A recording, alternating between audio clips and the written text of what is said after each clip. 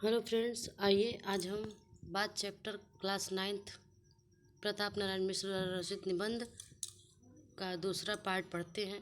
एक पार्ट हमने पढ़ लिया है, आज दूसरा पार्ट पढ़ेंगे। लेखक कहते हैं कि बात का तत्व समझना हर एक का काम नहीं है और दूसरों की समझ पर आधिपत्य जमाने योग्य बात गढ़ सकना भी हम ऐसे वैसों का साध्य नहीं है। लेखक कह रहे हैं कि यहाँ बात का तत्व समझना हर किसी के बस की बात नहीं होती है और दूसरों की बात समझ पर आधिपत्य आधिपत्य जमाने का मतलब होता है कि किसी दूसरे को अपनी बात से सहमत करना। तो आधिपत्य भी हम किसी की बात पे नहीं जमा सकते। बड़े बड़े विज्ञवरों तथा महामहाकवीश्वरों के जीवन की बात ही के समझने समझाने में व्यतीत हो जाते हैं। सहृदय गढ़ की बात के आनंद के आगे सारा संसार तुच्छ जचता है। मतलब जो अच्छे लोग होते हैं उनकी बातों को समझने में और समझाने में ये पूरा संसार जो है उसके आगे तुच्छ हमको नजर आता है। जैसे बालकों की तोतली बातें, सुंदरियों की मीठी मीठी प्यारी प्यारी बातें, सत्य कवियों की रसीली बातें, सुवक्ताओं की प्रभावशालिनी बातें, जिनके जी को और न कर दे उसे पशु नहीं पाषाण खंड कहना चाहिए।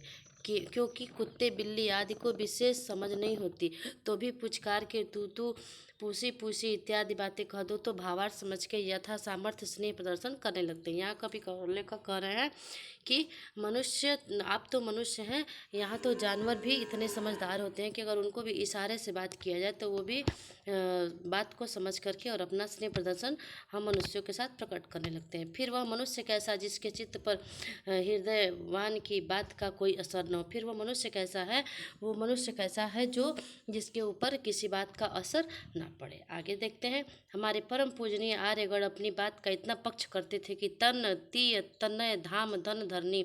यहाँ तन का मतलब शरीर से है, तीय मतलब होता है स्त्री, धन मतलब बेटा, धाम धन धरनी। धाम का मतलब घर, धन का मतलब धन समझते ही हैं, धन रुपया पैसा इत्यादि।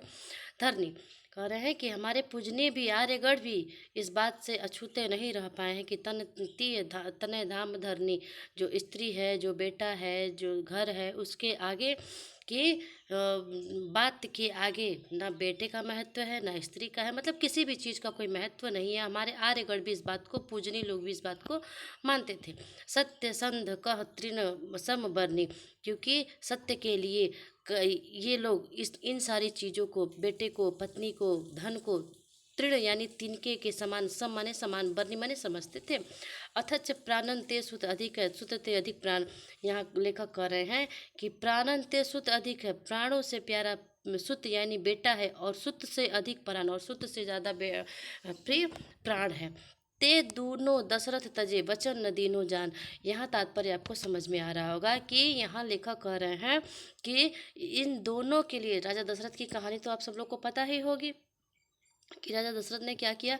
राजा दशरथ ने अपनी वचन का की लाज रखने के लिए अपने बेटे को वन भेज दिया और बेटे के चले जाने के बाद उनके दुख में, उनके गम में उन्होंने अपनी जान दे दी इत्यादि। उनकी अक्षर संपदा कीर्ति सदा संसार पट्टिका पर सोने के अक्षरों में लिखी रहेगी। और उनकी ये बातें लेखक कह रहे हैं कि हमेशा संसार की पट्टिका पे सोने के अक्षरों में ये लिखी रहेगी। पर आजकल के बहुतेरे भारत कुपुत्रों ने यह ढंग पकड़ रखा है, मर्द की जबान बात का उदय स्थान और गाड़ी का पहिया चलता ही फिरता है। आजकल तो आप लोग जानते हैं कि जो बहुतेरे हमारे युवा लोग हैं वो कहते हैं कि यह ढंग पकड़ रखा है कि मर्द की जबान कभी फिरती नहीं है। लेकिन मुझे लगता है, मेरे हिसाब से ये है कि अगर कहीं कोई बात आ जाती है और वहाँ उस बात को अगर दोहराया जाता है तो मुझे लगता है कि मर्द ही सबसे पहले ही अपनी जुबान से फिर जाते हैं। जैसे गाड़ी का पहिया होता है, चलता और फिरता रहता है। आज जो बात है कल ही स्वार्थंधता के वश हुजूरों की मर्जी के मुआफिक दूसरी बातें हो जाने में तनिक भी विलंब की संभावना नहीं है। यद्यपि कभी कभी अवसर पड़ने पर बात के अंश का कुछ रंग ढंग परिवर्तित कर लेना नीति विरुद्ध नहीं है, पर कब जाति उपकार, देशोद्धार, प्रेम प्रचार आदि के समय नौकी पापी पेट के लिए। यहाँ लेखक कह रहे हैं कि बात को बदलना उचित है, बात को आप बदलिए, लेकिन जहाँ बदलने की आवश्यकता हो वहाँ पे हर जगह नहीं। जैसे किसी का उपकार करना हो या देश का उद्धार हो या किसी भी प्रेम प्रचार की बातें हो, न कि पापी पेट के लिए। आगे देखते हैं। एक हम लोग हैं जिनके आर्य कुल रत्नों के अनुगमन की सामर्थ्य नहीं है, किंतु हिंदुस्तानियों के नाम पर कलंक लगाने वालों के भी सहमार्गी बनने में घिन लगती है। इससे यह रीति अंगीकार कर रखी है, चाहे कोई बड़ा बतकहा अर्थात बातूनी कहे, चाहे यह समझे कि बात कहने पर भी का भी सौर नहीं, सौर यानी कि ढंग, बात करने का भी ढंग नहीं, किंतु अपनी मत के अनुसार ऐसी बातें बनाते रहना चाहिए जिनमें कोई न कोई किसी न किसी के वास्तविक हित की बात निकलती रहे। हमें यहाँ वैसी बात करनी चाहिए, भले ही कोई हमें बातूनी कहता है तो कहे, लेकिन हमें यहाँ ऐसी बात करनी चाहिए कि जहाँ किसी के हित में हो, जहाँ सच में वास्तविकता हो कि हम जो बात कर रहे हैं उससे किसी का भला हो सकता है, वहाँ हम अपनी बात को रखें। पर खेद है कि हमारी बातें सुनने वाले उंगलियों पर ही गिनने भर को है।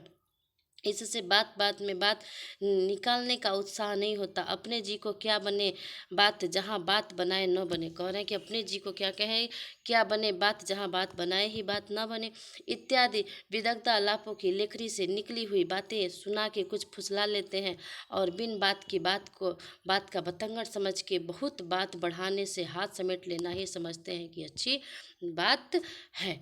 तो यहाँ ये था प्रताप नारायण मिश्र का लिखा हुआ ललित निबंध। यहीं पे इस चैप्टर को हम समाप्त करते हैं और आगे का आप लोग इसका क्वेश्चन आंसर